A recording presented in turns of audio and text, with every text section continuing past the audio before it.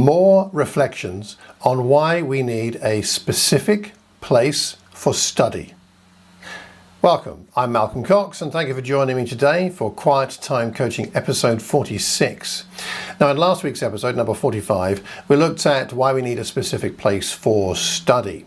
And a special thank you to Johann, who put a post on the YouTube channel, and you can go there and see his thoughts and how it helped him. And please do post on those sites. It helps as we learn from one another. Now this week, rather than go on to a new topic, I thought I'd add a few more thoughts on why we need a specific place for study and how to make the most of it based on my own personal experience. Because last week, if you watched or listened to it or read my blog, you'll know I made some commitments to help myself with this. I felt I needed to take my study to a deeper level, to a more focused place to get the most out of it. And so I made some commitments. So this week we're going to do a quick check on how I did, and then I have some other thoughts because I learned a few more things from doing this. So the first thing I said is that I'd put my phone out of sight. And so I did. I either put it in my pocket, or I put it on charge and put it behind me where I couldn't see it, and that went well. The second was to wear my noise cancelling headphones. I do love these Bluetooth noise cancelling headphones, and to wear these while I do my Bible study, and I did that this coming weekend. It definitely helped to narrow my focus. And the third thing was to clear my desk, to take everything off it, like this pile of books and papers and pens that are falling everywhere, and take them and put them somewhere else so that they couldn't be a distraction. I wouldn't see anything that distracted me. And so I did that. And I found that taking those visual things out of my sight line helped me with being less distracted in my study. So that was excellent. My focus improved. I had a much better week of Bible study. I enjoyed digging into Acts chapters 7 and 8.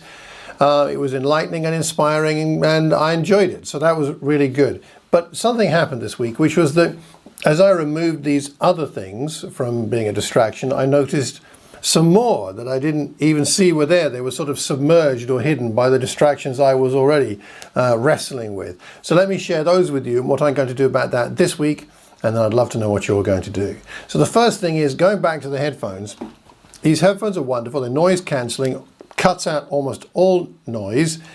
But the problem was that they are Bluetooth, which works well most of the time. But pairing it with the Mac, although it works, took sometimes up to a couple of minutes. I had to make sure it wasn't pairing with the phone, wasn't pairing with the iPad, and that it was properly pairing. So sometimes that 2 minutes was, well, it not only took some time, but it was frustrating. And then when I went into my time of study, I found that I was frustrated and had to deal with that so I could then focus. So that wasn't brilliant.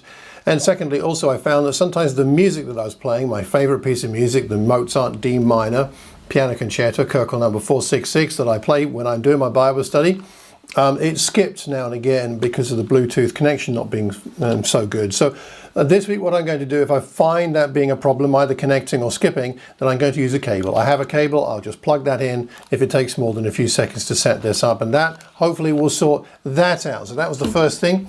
The second thing is the door. I have a door into my room here where I do my Bible study, and I noticed, even with the headphones on, now and again I could hear some sounds from elsewhere in the house, somebody moving around. And so this week I'm going to close that door and eliminate even those distractions.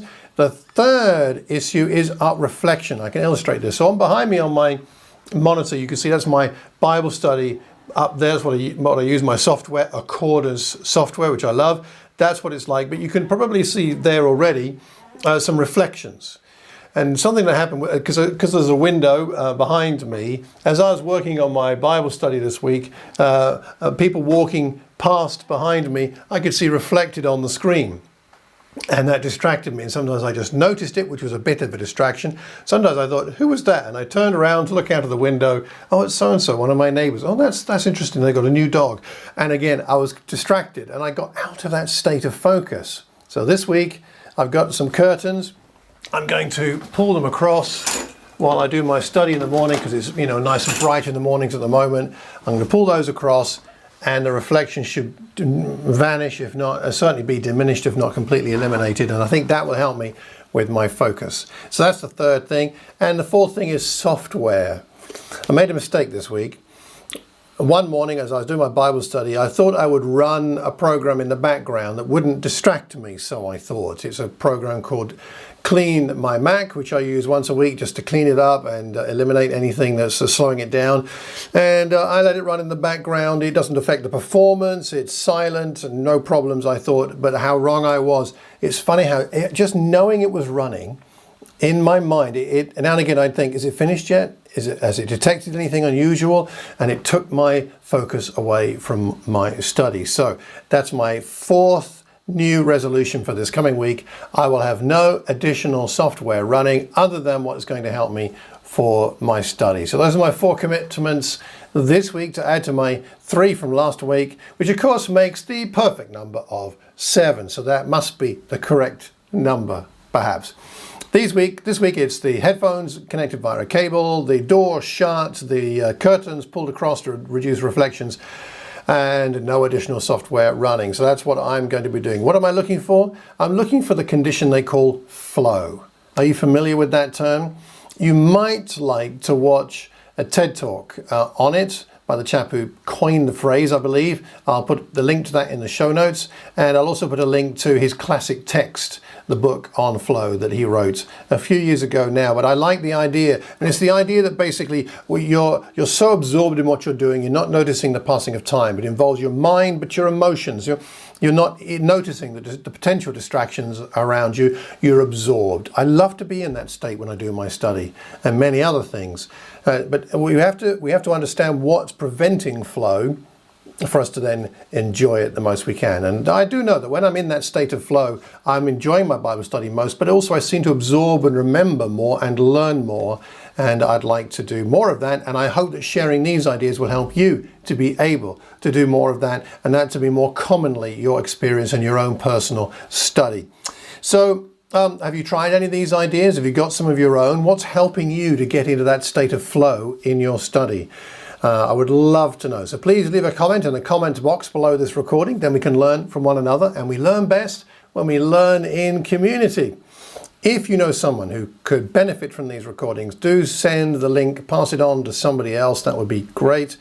And you can like this video, you can subscribe to them, and if you wouldn't mind leaving a review somewhere, I'd appreciate that very much. You can hear the audio version of this on my podcast, and you can read the text version on my website, malcolmcox.org. And if you'd like some coaching in spiritual disciplines of any kind, please let me know. Look me up on coach.me, as MCCX on there, or Malcolm Cox, you should find me. And if I can help you, I would love to. Well, until the next time we see each other, I do hope that you have a terrific Tuesday and a wonderful week. God bless.